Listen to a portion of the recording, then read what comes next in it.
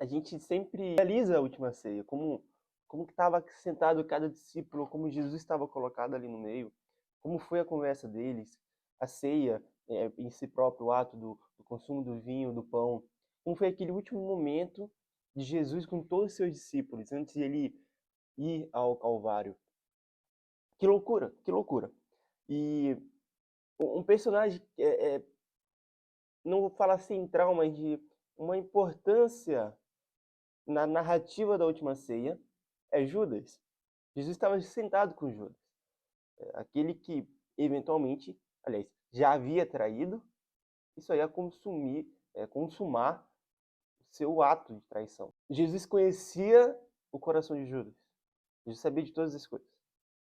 Mas mesmo ele sabendo que Judas já estava em um processo de traição contra ele permaneceu na mesa, partindo pão, partindo refeição com ele. O episódio ele nos leva, pelo menos ele me leva, a pensar como eu estou compartilhando a mesa. Jesus ele nos ensina que a gente deve amar, que a gente deve compartilhar a mesa, a refeição, o amor. Ele nos chama a amar, mesmo aquelas pessoas que estão dispostas a nos trair, a nos magoar ou a nos desapontar. O ato de Jesus de compartilhar a mesa com Judas nos leva a pensar como Deus ama em uma magnitude, que mesmo aquelas pessoas que querem se afastar dele, ele ainda se chama para perto. Mesmo aquelas pessoas que estão dispostas a largar a intimidade com ele, ele ainda dá uma chance, ele ainda se chama para perto, ele ainda traz consigo. Deus, ele não esquece seu filho, ele não abandona seu filho, ele traz para perto, ele fala, vem, vamos ceiar, vamos compartilhar o pão, vamos beber juntos o mesmo vinho. E nada disso baseado em merecimento, mas na graça divina que é Jesus Cristo. A gente é desafiado diariamente a perdoar. Mesmo quando a traição ela parece imperdoável, porque a gente é chamado a imitar o caráter de Cristo. E Jesus perdoou Judas. Cara, toda a narrativa da traição de Cristo mostra como Cristo era perfeito, é perfeito. Porque Cristo em nenhum momento irou-se, em nenhum momento viu-se em ira, em raiva contra Judas. Em nenhum momento. Quando Judas está na mesa com ele, Cristo oferece o pão. Quando Judas está indo até Cristo no monte com os soldados romanos, Jesus olha para Judas e fala: "O que fazes aqui, meu amigo?"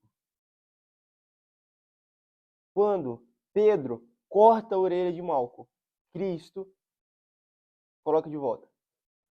Isso mostra como o caráter do nosso Senhor, ele é um caráter incorruptível. Um caráter que não tem, que uma mágoa, que uma traição não corrompe. E além de tudo isso, a narrativa da última ceia, ela nos convoca a examinar os nossos próprios corações. Se a gente é honesto e a ponto de reconhecer que em muitas ocasiões, a gente age igual a Judas. Não só em relação a Deus, mas em relação aos outros. E se a gente está disposto, diferentemente de Judas, de buscar o perdão e recomeçar. Porque para Judas foi mais fácil se matar, se suicidar, do que perdoar. Aliás, foi mais fácil ele se matar do que se perdoar e do que pedir perdão pelo que ele fez. Para Judas foi mais fácil morrer do que viver. Porque ele traiu a Cristo. E à medida que a gente reflete sobre dividir a mesa com Judas, a gente começa a encontrar uma inspiração na atitude de Cristo. A gente começa a perceber que as nossas mesas elas não são apenas para aqueles que nos amam, mas também para aqueles que não nos amam, para aqueles que nos magoaram. Esse vídeo, a gente, nesse pequeno momento, a gente se coloca nas duas posições, na posição de quem trai, na posição de quem é traído. Na posição de Judas, como alguém que traiu a Cristo, traiu o seu melhor amigo, traiu o seu mestre. E na posição de Jesus, que mesmo sendo traído ainda amou.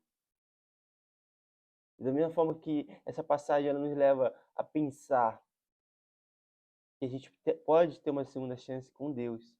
que Deus ele sempre está com a gente, ele sempre quer trazer a gente para perto. A gente também olha como a gente deve tratar aquelas pessoas que nos magoam, que nos traem, que nos chateiam.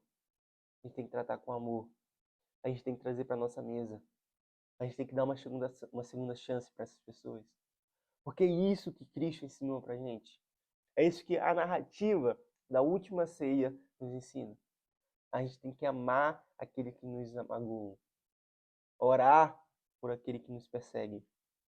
A gente tem que praticar o perdão. A gente tem que imitar o exemplo daquele que perdoou abundantemente.